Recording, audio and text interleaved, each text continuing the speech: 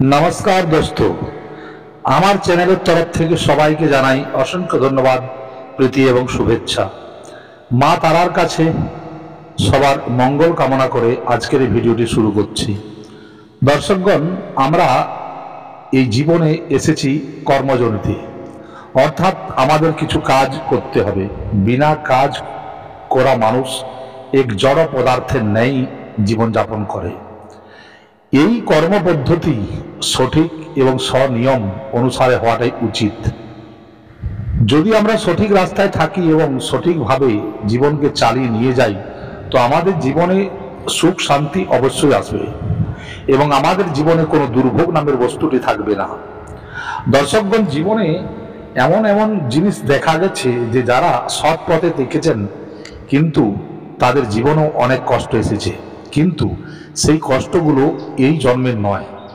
এই কষ্টগুলোর আসার কারণ হচ্ছে তার পিছনের জন্মের কিছু কর্মফল এবং এই জন্মের কিছু খারাপ কাজের উপলব্ধি মানুষকে দুঃখী করে, কিন্তু সেই জিনিসগুলো বেশি দিন স্থায়িত্ব লাভ করে না।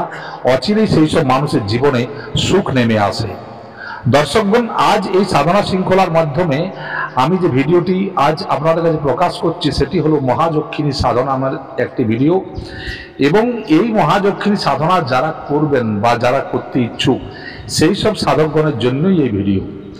দর্শকগণ, যক্ষিণী হলো সমস্ত এই দুনিয়ার গূঢ় রহস্যের মালিক। অর্থাৎ তারা এই দুনিয়ার মধ্যে এমন কোনো বিদ্যা জানেন না বা এমন কোনো রসায়ন পদার্থ জানেন না, বা এই ব্রহ্মাণ্ডের গূঢ় রহস্যকে তারা ভালোভাবে জানেন। তারা মানুষের ভূত ভবিষ্যৎ, মানুষের আগলা পর্যায়ের কর্ম কি এবং তাদের সাথে কিভাবে বোঝাপড়া করতে হবে, সেই সব জিনিসগুলো তারা পুঙ্খানুপুঙ্খভাবে জানেন।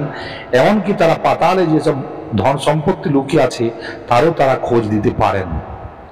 যক্ষিণী সাধনা অনেক মানুষই করেছেন এবং যারা করেছেন তাদের কিছু মানুষকে আমি আজও জানি, কিন্তু সেসব মানুষের কথা উল্লেখ না করাই ভালো, কারণ তারা এই সমাজে থেকেও তারা নিজেদের আত্মগোপন করে আছেন।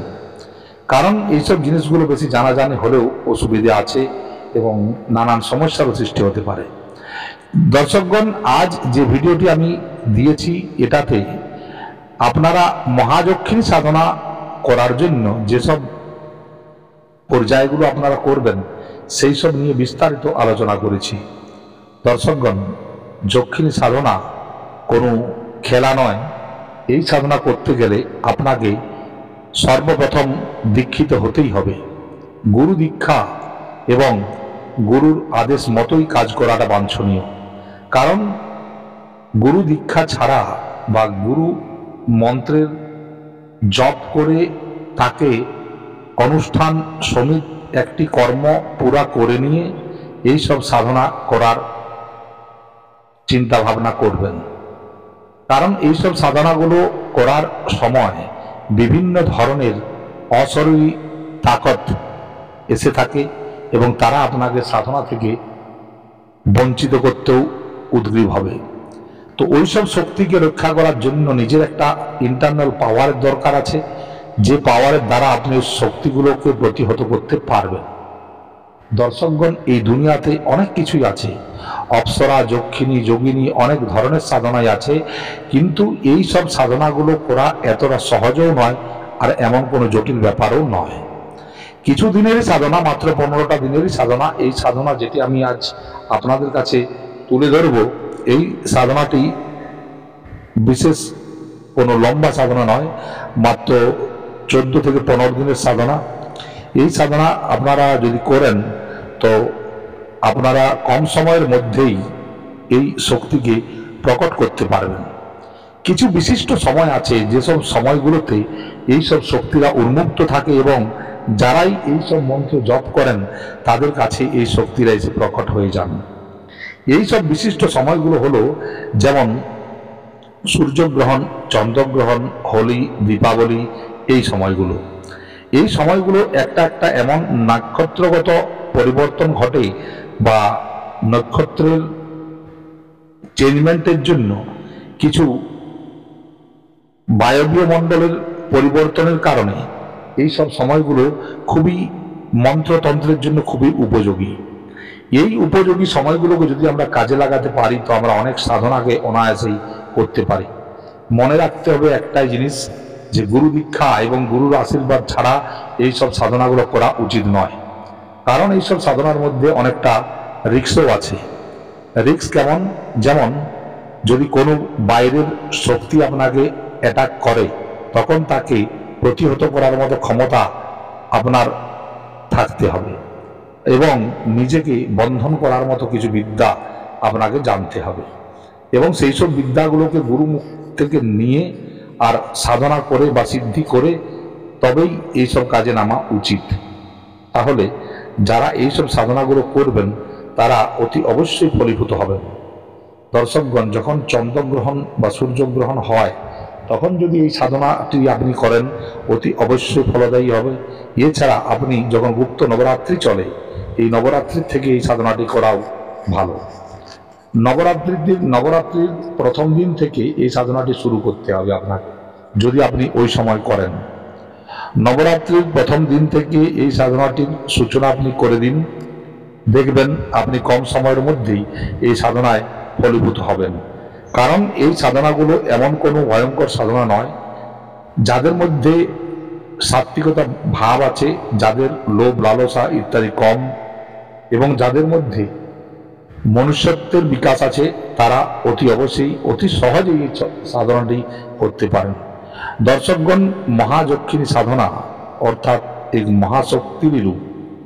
এই শক্তিকে যদি আপনি আপনার সামনে প্রকট করতে চান তাহলে আপনাকে ওই বিশিষ্ট সময়ের মধ্যেই করতে হবে। কি কি করবেন এবার আমি ভালোভাবে বলে দিই। সর্বপ্রথম ওই দিন আপনাকে একটি কাঠের চৌকি জোগাড় করতে হবে। ওই কাঠের চৌকির উপর একটি লাল রঙের কাপড় বিছিয়ে দিতে হবে। লাল রঙের কাপড় বিছিয়ে ওর উপর যক্ষিণীর একটি ফটো আপনি ওই জায়গায় লাগিয়ে দিন এবং সেই ফটোটিকে ভালোভাবে ফুল দিয়ে সুসজ্জিত করবেন। করার পর আপনি সর্বপ্রথম আপনার গণেশের পুজো করবেন। গণেশের পুজো করার পর আপনি ভোলে ভান্ডারী অর্থাৎ শিবের পূজা করবেন। এরপর আপনার গুরুর পূজা করবেন এবং এরপর ওই যক্ষিণীর পূজা করবেন। যক্ষিণীর পূজা করার পর আপনি কিছু ভোগ নৈবেদ্য যক্ষিণীকে অর্পণ করবেন, ফুলের মালা অর্পণ করবেন এবং আপনি এরপর মন্ত্রকে জপ করতে শুরু করবেন। এই মন্ত্র জপ করার সময় আপনার লাল চন্দনের মালা দরকার কিংবা লাল হকিকের মালাও এই সাধনাতে চলতে পারে। এই সাধনাটি বিশেষ করে সেই সব মানুষের জন্য যারা অনেক কাল ধরে বা অনেক সময় ধরে গুরুমন্ত্রের জপ করছেন এবং যাদের আধ্যাত্মিক বল ভালো, সেই সব মানুষের করাটা খুবই ভালো হয়। দর্শকগণ, এই যক্ষিণীর মন্ত্র যদি আপনি এমনিতেও জপ করতে থাকেন তাও এই যক্ষিণী আপনাকে অনেক জায়গাতেই হেল্প করবে। তো যেভাবে বলছিলাম যে এইবার কি করবেন, এই সাধনাটি করার জন্য যে মন্ত্রটি আপনি জপ করবেন সেটি আমি আগে বলে দিই। এই মন্ত্রটি জপ করার সময় আপনি স্রেফ একটি মন্ত্র বলবেন। সে মন্ত্রটি হলো ওম হ্রিম মহাযক্ষিণী বামনী প্রিয়ে স্বাহা। ওম হ্রিম মহাযক্ষিণী বামনী প্রিয়ে স্বাহা। এইটি হলো এই যক্ষিণীর মন্ত্রের সাধনার মন্ত্র এবং রতিপ্রিয়া যক্ষিণীর সাধনা একই রকমেরই, একইভাবে করবেন এবং এই সময় মন্ত্রের একটু পার্থক্য হবে। সেটা হলো ওম হ্রিম রতিপ্রিয়া যক্ষিণী বামনী প্রিয়া স্বাহা। ওম হ্রিম রতিপ্রিয়া যক্ষিণী বামনী প্রিয়ে স্বাহা। এতে লাল চন্দনের মালা কিংবা লাল হকিকের মালা এবং গ্রহণকাল এই সাধনার জন্য সর্বোপযোগী। যে ভোগ আপনি যক্ষিণীকে দিচ্ছেন পুজো করার পর নৈবেদ্য সমর্পণ করার নিবেদন করার পর ওই নৈবেদ্যকে আপনি কোনো গাছের তলায় গিয়ে নামিয়ে দিয়ে আসুন এবং এরপর আপনি ওই সাধনার মন্ত্র জপ করুন। এই জপ করতে করতে যখন আপনি দেখবেন যে গ্রহণকালে কখন করবেন এই মন্ত্র জপ, গ্রহণের যখন সূতক লাগে সেই সময় থেকে শুরু করবেন, এবং সূতক কখন লাগে, গ্রহণ শুরু হওয়ার 6 ঘন্টা আগে সূতক শুরু হয়, ওই সময় থেকে আপনি মন্ত্র জপ শুরু করতে পারেন। এবং এছাড়াও আপনি যখন গ্রহণ স্পর্শ হয়, গ্রহণ স্পর্শ থেকে গ্রহণ মোক্ষ পর্যন্ত এই 2-3 ঘন্টা যে সময়টি হয়, এই সময়টি আপনি এই মন্ত্রটি জপ করতে পারেন। জপ করা মাত্রই ওই যক্ষিণী আপনাকে বিভিন্নভাবে বিভিন্ন স্বপ্নের মাধ্যমে বা সাক্ষাৎ প্রকট হয়ে দেখা দিতে পারে। এই যক্ষিণীর ক্ষমতা অনেক।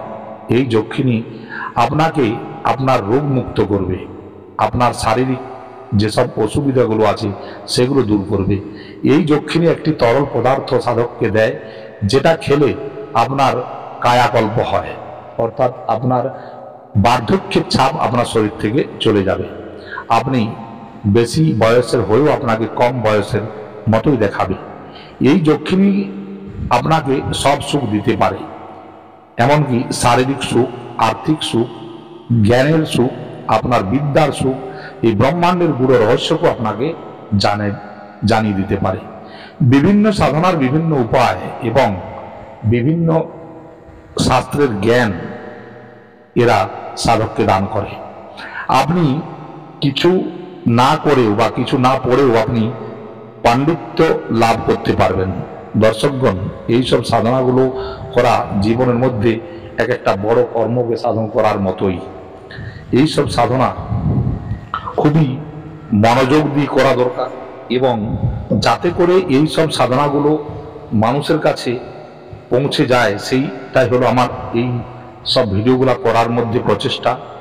যাতে করে যারা কিছু করতে পারেননি তারা যদি কিছু মন্ত্র জপ করেন ওই গ্রহণকালে, তো অতি অবশ্যই অনেকভাবে লাভান্বিত হবেন।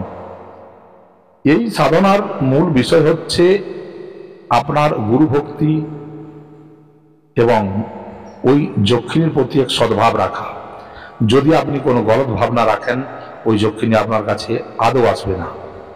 আপনাকে যে কোনো রূপে, অর্থাৎ আপনি এই যক্ষিণীকে স্ত্রী রূপ ছাড়া যে কোনো রূপে আপনি সাধনা করতে পারেন। এই যক্ষিণী খুবই শক্তিশালী যক্ষিণী। এই যক্ষিণীর দেওয়া যে রস আপনি পান করেন, তো আপনার মধ্যে এক অদ্ভুত তাকতের সৃষ্টি হয়। যে শক্তি বা আপনি লাভ করবেন, এই শক্তি আপনার পৌরুষ শক্তিকে বৃদ্ধি করবে, আপনার জ্ঞানের শক্তিকে বৃদ্ধি করবে, আপনার চোখের পাওয়ারকে বৃদ্ধি করে, আপনার তৃতীয় নেত্র অর্থাৎ যেটাকে আমরা থার্ড আই বলছি, সেগুলো সঞ্চালিত হয় বা সেগুলো ওপেন হয়ে যায়। আপনি আরামসে বাইরের জগতের কথা জানতে পারবেন এবং বাইরের আওয়াজকে শোনার মতো ক্ষমতা আপনি রাখতে পারবেন। দর্শকগণ, এই সাধনা একটি বিশিষ্ট সাধনা, যে সাধনার মাধ্যমে আপনি আপনার উন্নতি করতে পারবেন এবং আপনি আপনার জীবনের লক্ষ্যকে আপনি পৌঁছাতে পারবেন, বা সেই গোলকে আপনি গোল করতে পারবেন, আপনি আপনার নির্দিষ্ট স্থানে পৌঁছাতে পারবেন। দর্শকগণ, যারা আমার চ্যানেলকে এখনো পর্যন্ত সাবস্ক্রাইব করেননি, ফটাফট সাবস্ক্রাইব করে নেবেন এবং এই ভিডিওটি দেখা মাত্রই আপনারা শেয়ার করবেন, যাতে করে অনেকেই এইসব সাধনা থেকে বঞ্চিত না হন এবং লাভান্বিত হতে পারেন। তাই মা তারার নামে আজ একটি জয়ধ্বনি দিয়ে এই সাধনা প্রোগ্রাম শেষ করছি। জয় তারা, জয়।